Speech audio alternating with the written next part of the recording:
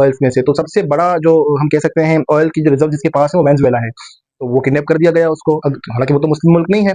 इसी तरीके से अगर हम बात करते हैं इराक की बात करते हैं, वहाँ पर 2000 के अशरे में हमला किया गया, वहाँ पर ऊपरी रिजीम चेंज की गई।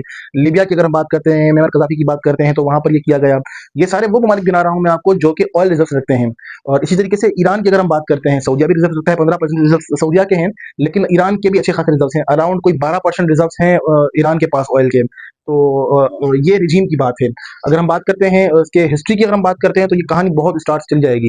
अच्छा, हिस्टोरिकल रीजंस क्या है इसके पीछे? आप क्या देखते हैं कि ये मतलब फर्स्ट टाइम ईरान के साथ हो रहा है, या इससे पहले भी ईरान इस तरह के हालात देख चुका है, या फिर ईरान के अलावा किसी और स्टेट रियासत के साथ भी ये जो दो सुपर पावर्स है वो ये सब कर चुकी हैं? आप क्या देखते हैं इसमें?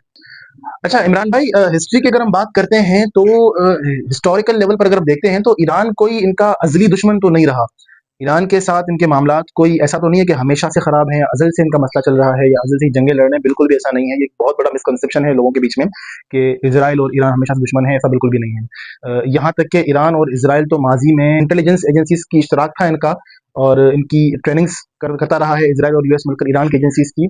लेकिन ये उस वक़्त की बात है जब रिजीम दूसरी थी यहाँ पर, जब यहाँ पर शाह की हुकूमत नहीं आई थी। 1979 से पहले की बात बता रहा हूँ मैं आपको, कि 1979 से पहले जब इज़राइल वजूद में आया या बनाया गया नाजायज़ तरीके से 1948 में, तो वहाँ से उसके बाद जब ईरान में मुख्तलिफ हुकूमतें थीं, तो उसके बाद जब पहलवी की जो हुकूमत थी, तो उसमें ईरान और इज़राइल बाकायदा पार्टनर्स थे, और ये बिल्कुल शीरो शकर थे।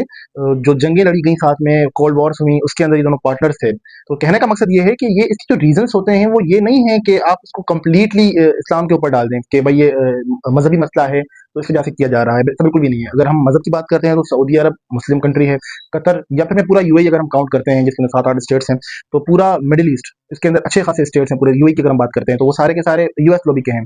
वो अपने वहाँ पर भी इस्लामिक हुकूमत है, लेकिन वो सिर्फ और सिर्फ इसलिए है क्योंकि वो उनकी अपनी रिजीम का हिस्सा है, उनके पार्टनर्स हैं, उनके अलाइज हैं। और ईरान की अगर हम बात करते हैं तो वो उनके पार्टनर्स नहीं है, वो उनके अपोजिट जो रिजीम है, अपोजिट ग्रुप है जो दुनिया का, रशिया ब्लॉक और ये चाइना ब्लॉक है, इसके अंदर शामिल है।